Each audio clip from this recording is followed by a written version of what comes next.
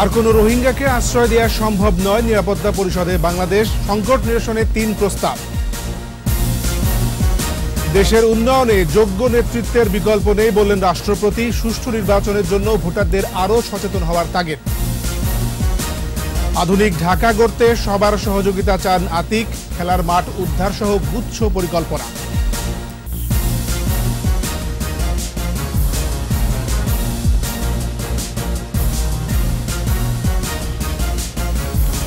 শুনছিলেন first security ইসলামী bank limited সংবাদ শিরোনাম। আমন্ত্রণ জানাচ্ছি রাত 9:21 সংবাদে। আপনাদের সাথে আছি আমি এমএজি ওসমানী। শুরুতেই রোহিঙ্গা প্রসঙ্গ। মিয়ানমার থেকে পালিয়ে আসা নতুন কোনো রোহিঙ্গাকে আর আশ্রয় দেওয়া সম্ভব নয় বলে জাতিসংঘের নিরাপত্তা পরিষদকে জানিয়েছে বাংলাদেশ। রোহিঙ্গা প্রত্যাবাসন বিলম্বের জন্য মিয়ানমারকে দায়ী করেছেন পররাষ্ট্র সচিব শহীদুল হক।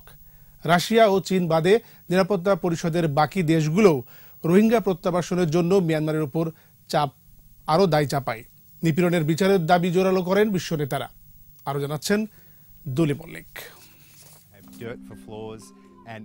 কক্সবাজারের ক্যাম্পে 10 লাখেরও বেশি রোহিঙ্গাকে আশ্রয় দিয়েছে বাংলাদেশ।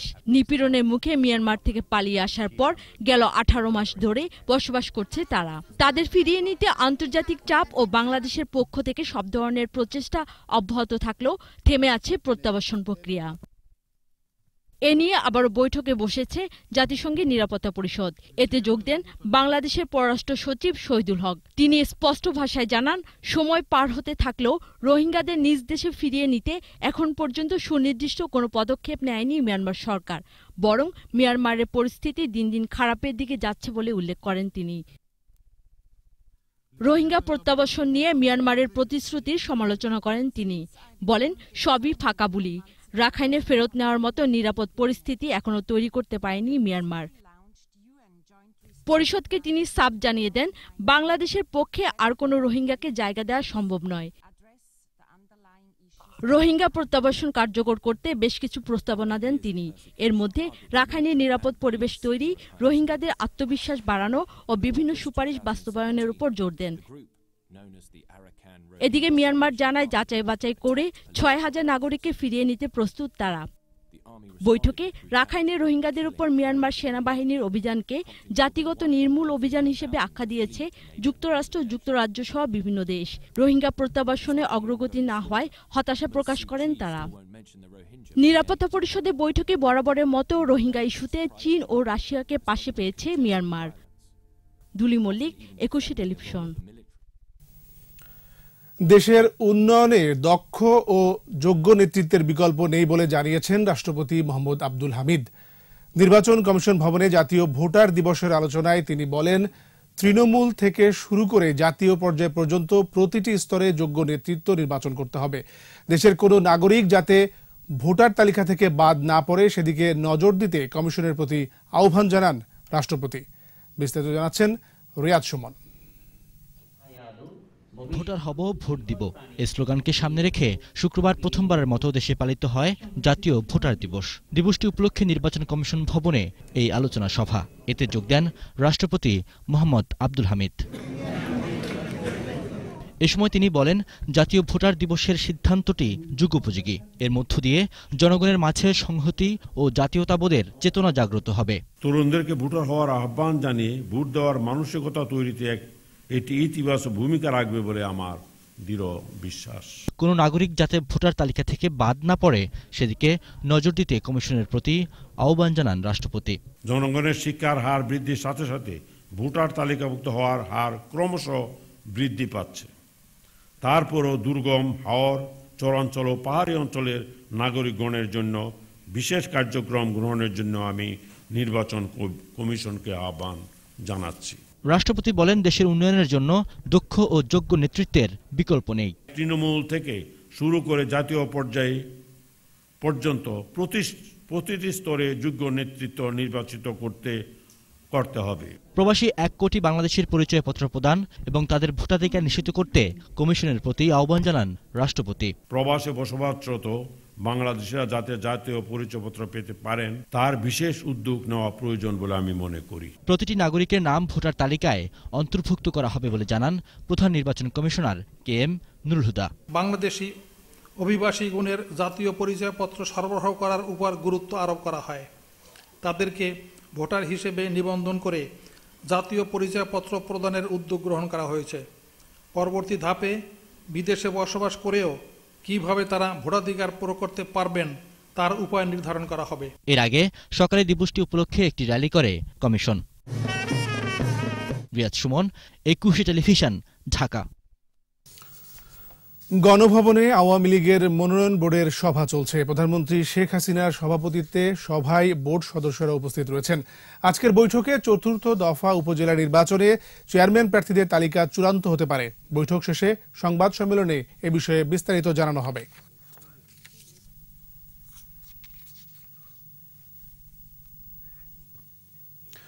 পরিকল্পিত ঢাকা গড়তে এক গুচ্ছ পরিকল্পনা তুলে ধরেছেন ঢাকা উত্তরের নবনির্বাচিত মেয়র আতিকুল ইসলাম।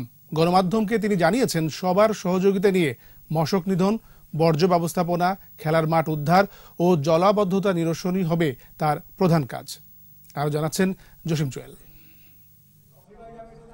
ঢাকা উত্তর সিটির মেয়র নির্বাচিত হওয়ার পর সকাল থেকেই প্রধান নির্বাচনী কার্যালয়ে সহকর্মী ও শুভাকাঙ্ক্ষীদের ফুলেল শুভেচ্ছায় সিক্ত হন আতিকুল ইসলাম।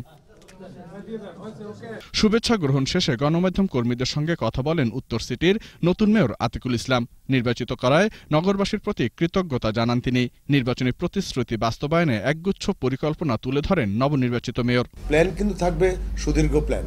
এর মধ্যে কোনটা কোনটা বাস্তবায়ন হবে শর্ট টার্মে, কোনটা কোনটা বাস্তবায়ন হবে মিড টার্মে, কোনটা কোনটা বাস্তবায়ন হবে লং টার্মে, এইভাবেই কিন্তু আমাদের কাজটা করতে হবে। সবার সহযোগিতা নিয়ে ঢাকাকে পরিকল্পিত ও আধুনিক নগর হিসেবে গড়ে তোলার কথাও জানান বিজেএমএর সাবেক এই সভাপতি। খেলার মাঠগুলোকে আমাদের যুব সমাজ এবং তরুণদেরকে ফিরিয়ে দিতে হবে, এটি একটি বড় ব্যাপার বলে মনে করি। মশা অবশ্যই একটি বড় ব্যাপার বলে মনে করি। আমরা মনে করি আমাদের অনেক জায়গায় ফুটপাত আছে, এটা বেদখল হয়েছে। স্থানীয় মাননীয় সংসদ যারা আছেন তাদেরকে নিয়ে, স্থানীয় জনপ্রতিনিধি নিয়ে, জনগণকে নিয়ে আমরা মনে করি এই ফুটপাতগুলো বেদখল করতে পারি।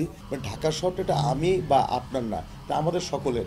কিন্তু আমরা any kind of good suggestion কিন্তু আমরা নিতেই পারি, আর যেটা ভালো হবে সেটাকে অবশ্যই আমরা নেব। একটি বড় রাজনৈতিক দল নির্বাচনে না আসায় ভোটার উপস্থিতি কিছুটা কম হয়েছে বলে মন্তব্য করেন তিনি।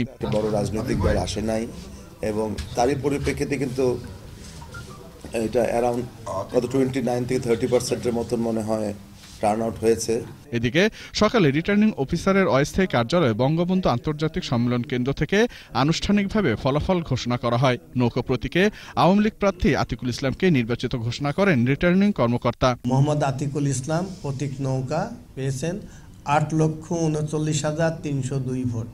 আতিকুল ইসলাম পেয়েছেন 8,39,302 ভোট। তার নিকটতম প্রতিদ্বন্দ্বী জাতীয় পার্টির শফিন আহমেদ পেয়েছেন 52,429 ভোট। মোহাম্মদ শাফিন আহমেদ প্রতীক লাঙ্গল, তিনি পেয়েছেন 52,429 ভোট। জসিম জুয়েল, 21 টেলিভিশন, ঢাকা।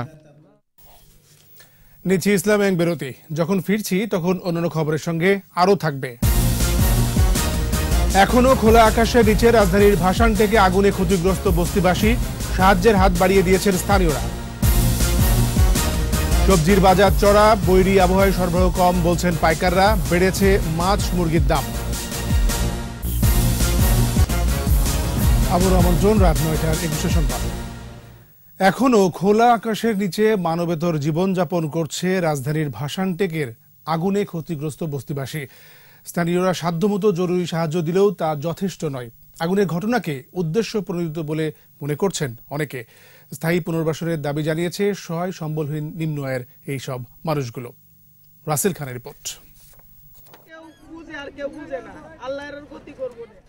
সহায় সম্বল হারিয়ে এভাবেই কান্নায় ভেঙে পড়েন এক বস্তিবাসী। মাথা গোজার ঠাইটুকু কেড়ে নিয়েছে আগুনের লেলিহান শিখা। আগুনের ভয়াবহতা থেকে নিজেদের রক্ষা করতে এক কাপড়েই ঘর ছাড়তে হয়েছিল তাদের। বুধবার রাতে রাজধানীর মিরপুর ভাসানটেকের আবুল ও জাহাঙ্গীরের বস্তিতে একটি খালি ঘর থেকে আগুনের সূত্রপাত। মুহূর্তেই ছড়িয়ে পড়ে আশপাশের ঘরগুলোতে। পুড়ে যায় প্রায় 650 ঘর। আমাদের মাননীয় প্রধানমন্ত্রীর কাছে বিশেষভাবে অনুরোধ করা হলো, বা যে বিশেষভাবে আমরা অনুরোধ করি যে তারা আমাদেরকে একটু মাথা গোজার স্থায়ী দে, এটা হলে আমরা খুশি। আর সিটি কর্পোরেশন নির্বাচন যাবে পরে আমরা হয়তো একটা আশ্বাস দিব যে আমরা আপনারা এতদিনের ভিতরে এখান থেকে বাইরে যাব না। সিটি কর্পোরেশনের নির্বাচনের আগের দিন, যেদিন সকালে নির্বাচন হবে, রাত্রেবেলায় আমাদের বস্তিতে আগুন লেগে গেছে। কোনো একটি মহল উদ্দেশ্যমূলকভাবে এই ঘটনা ঘটিয়েছে বলে অভিযোগ বস্তিবাসীর। পুলিশের বেশের মতো আমরা মনে করছি আমরা গরিব মানুষ, ময়লা সয়লার উপরে থাকি, মশার ওষুধ দিতে আইছে, তখন ওই কি জানি হারা ছড়া সেটা দিল, দেওয়ার পরে রাত্রের 5 মিনিট কম 1টা বাজে আগুন লাগিয়ে গেল। স্থায়ীভাবে পুনর্বাসনের দাবি জানিয়েছেন ক্ষতিগ্রস্তরা। রাসেল খান, 21 টেলিভিশন, ঢাকা। এবার বিআরবি কেবলস ব্যবসা বাণিজ্যের খবর।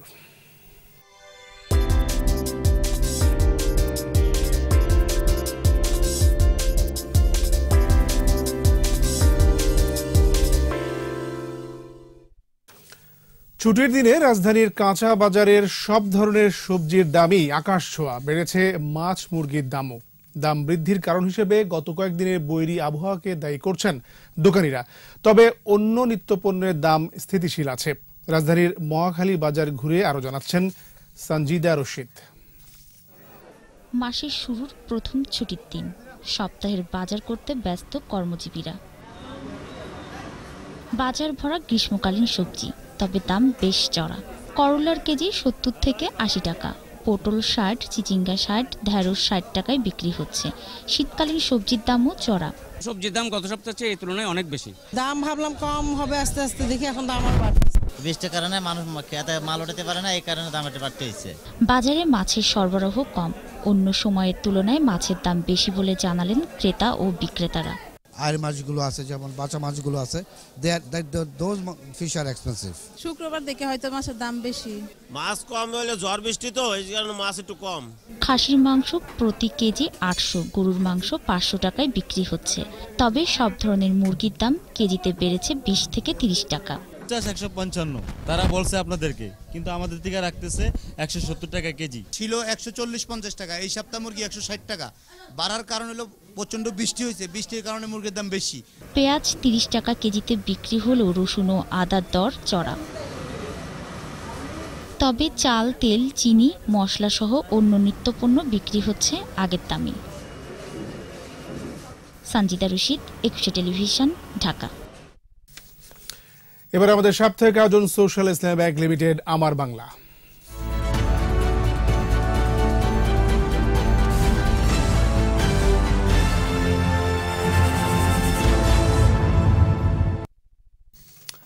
অবশেষে জিআই বা ভৌগোলিক নির্দেশক পণ্য হিসেবে সনদ পেল চাঁপাইনবাবগঞ্জের খিরসাপাত আম। জামদানি ও ইলিশের পর তৃতীয় ভৌগোলিক নির্দেশক পণ্য হিসেবে স্বীকৃতি পেল এই আম। সংশ্লিষ্টরা বলছেন এই স্বীকৃতি আম বাণিজ্যের জন্য অনেক বড় প্রাপ্তি।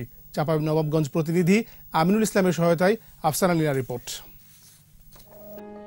দেশের উৎপাদিত আমের 20% বেশি খিরসাপাত জাতের, আর তা উৎপন্ন হয় চাঁপাইনবাবগঞ্জে।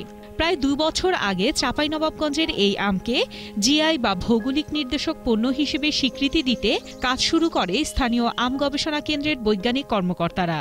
অবশেষে গত 27 জানুয়ারি মেলে সেই কাঙ্ক্ষিত জিআই সনদ।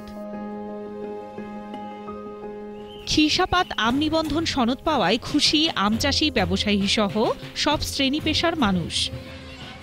এই আমটি অত্যন্ত সুস্বাদু এবং ভালো আম। এই খিরসাপাত আম জিআই পণ্য হিসাবে স্বীকৃতি পাওয়ায় আমি নিজেকে খুব নিজে তো বটেই, চাঁপাইনবাবগঞ্জের মানুষ হিসাবে চরম গর্ব অনুভব করছি।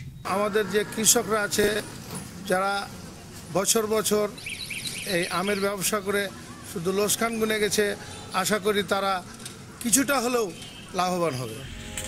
জিআই পণ্য হওয়ায় বিশ্ববাজারেও বাংলাদেশের খিরসাপাত আমের অবস্থান সুদৃঢ় হবে বলে আশা ব্যবসায়ীদের। পণ্য হিসাবে দেশে এবং বিদেশে বাজারজাত করার জন্য বিরাট একটি সুযোগ সৃষ্টি হলো, যেটি কয়েক বছর থেকে যে আমের বিপর্যয় এবং আর্থিক ক্ষতি সেটি থেকে কাটিয়ে ওঠার জন্য আমাদের বিরাট কাজে লাগবে। সুমিষ্ট জাতের এ আমের সুনাম দেশ ছাড়িয়ে দেশের বাইরেও ছড়িয়ে পড়বে বলে প্রত্যাশা চাঁপাইনবাবগঞ্জবাসীর। আফসানা নীলা, 21 টেলিভিশন। আর এর সাথে শেষ করছি রাত 9টার 21 সংবাদ। যাবার আগে ফার্স্ট সিকিউরিটি ইসলামী ব্যাংক লিমিটেড সংবাদ শিরোনামগুলো আরো একবার। আর কোন রোহিঙ্গাকে আশ্রয় দেওয়া সম্ভব নয়, নিরাপত্তা পরিষদে বাংলাদেশ সংকট নিরসনে 3 প্রস্তাব। দেশের উন্নয়নে যোগ্য নেতৃত্বের বিকল্প নেই বললেন রাষ্ট্রপতি। সুষ্ঠু নির্বাচনের জন্য ভোটারদের আরও সচেতন হওয়ার তাগিদ। আধুনিক ঢাকা গড়তে সবার সহযোগিতা চান আতিক। খেলার মাঠ উদ্ধার সহ গুচ্ছ পরিকল্পনা।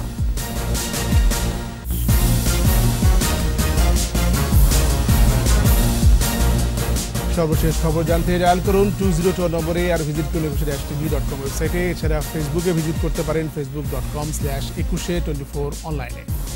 পরের সংবাদ রাত 11টায় দেখার আমন্ত্রণ রইল। ধন্যবাদ সবাইকে।